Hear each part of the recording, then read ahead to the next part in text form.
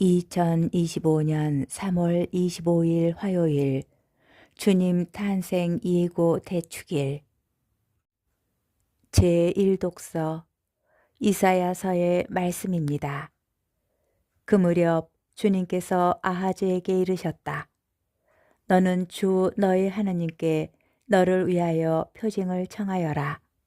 저 저승 깊은 곳에 있는 것이든 저 위 높은 곳에 있는 것이든 아무 것이나 청하여라. 아하즈가 대답하였다. 저는 청하지 않겠습니다. 그리고 주님을 시험하지 않으렵니다. 그러자 이사야가 말하였다. 다윗 왕실은 잘 들으십시오. 여러분은 사람들을 성가시게 하는 것으로는 부족하여 나의 하느님까지 성가시게 하려 합니까? 그러므로 주님께서 몸소 여러분에게 표징을 주실 것입니다. 보십시오. 젊은 여인이 잉태하여 아들을 낳고 그 이름을 임마누엘이라 할 것입니다. 하느님께서는 우리와 함께 계시기 때문입니다. 주님의 말씀입니다. 제2독서 히브리서의 말씀입니다.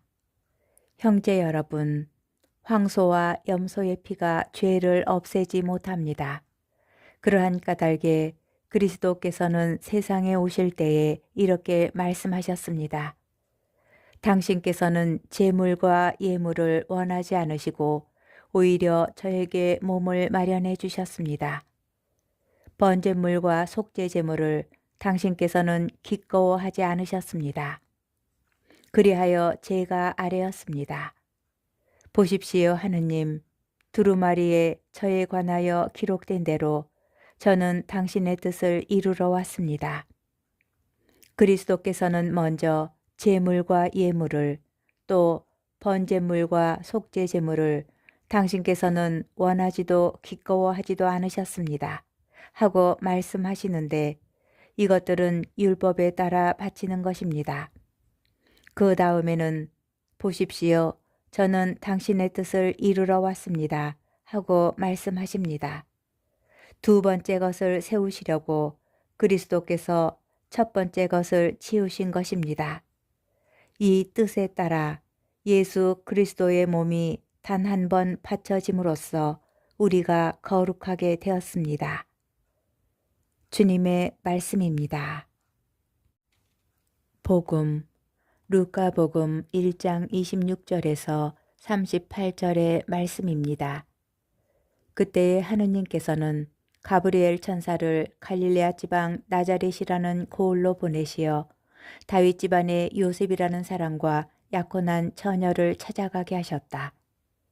그 처녀의 이름은 마리아였다. 천사가 마리아의 집으로 들어가 말하였다. 은총이 가득한 이여 기뻐하여라. 주님께서 너와 함께 계시다. 이 말에 마리아는 몹시 놀랐다. 그리고 이 인사말이 무슨 뜻인가 하고 곰곰이 생각하였다. 천사가 다시 마리아에게 말하였다. 두려워하지 마라, 마리아야. 너는 하느님의 총애를 받았다. 보라, 이제 내가 잉태하여 아들을 낳을 터이니 그 이름을 예수라 하여라. 그분께서는 큰 인물이 되시고 지극히 높으신 분의 아드님이라 불리실 것이다. 주 하느님께서 그분의 조상 다윗의 왕좌를 그분께 주시어 그분께서 야곱 집안을 영원히 다스리시리니 그분의 나라는 끝이 없을 것이다. 마리아가 천사에게 저는 남자를 알지 못하는데 어떻게 그런 일이 있을 수 있겠습니까? 하고 말하자 천사가 마리아에게 대답하였다. 성령께서 너에게 내려오시고 지극히 높으신 분의 힘이 너를 덮을 것이다. 그러므로 태어날 아기는 거룩하신 분, 하느님의 아드님이라고 불릴 것이다. 내 친척 엘리사벳을 보아라. 그 늙은 나이에도 아들을 잉태하였다. 아이를 못 낳는 여자라고 불리던 그가 임신한 지 6달이 되었다. 하느님께서는 불가능한 일이 없다. 마리아가 말하였다. 보십시오. 저는 주님의 종입니다. 말씀하신 대로 저에게 이루어지기를 바랍니다. 그러자 천사는 마리아에게서 떠나갔다. 주님의 말씀입니다. 오늘의 묵상. 오늘 복음에서 천사는 마리아와 나눈 대화에서 다음 세 가지를 말합니다. 기뻐하여라, 두려워하지 마라, 성령께서 내려오실 것이다. 이 세 가지는 모든 인간의 내면 깊은 곳까지 닿아 있습니다. 마리아는 이 세 가지를 받아들여 믿음의 본보기를 보여주었습니다. 갑자기 천사가 나타나서 마리아에게 은총이 가득하니라 부르며 기뻐하라고 하였습니다. 마리아는 몹시 놀랐지만 먼저 상황을 파악하려고 하였습니다. 곧이어 천사는 마리아에게 두려워하지 말라고 하였습니다. 그런데 막상 천사의 말을 들어보니 그 일이 주는 무게감은 두려움 그 자체였습니다. 마지막으로 천사는 마리아에게 성령께서 이끌어 주실 것이라고 말하였고, 마리아는 저는 주님의 종입니다. 말씀하신 대로 저에게 이루어지기를 바랍니다.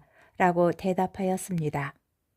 저는 매일 미사에 묵상글을 써달라는 전화를 받고 어리둥절해 하면서도 한편으로는 인정을 받은 것 같아서 기뻤습니다.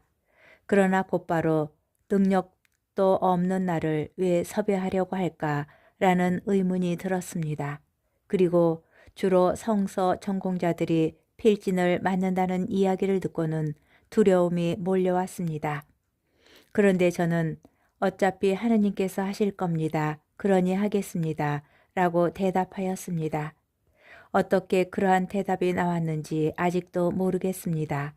다만 한 가지 분명한 것은 성령께서는 지금까지도 묵상글을 준비하는 것이 내 능력이 아니라 하느님께서 하시는 것임을 끊임없이 깨닫게 해주신다는 것입니다.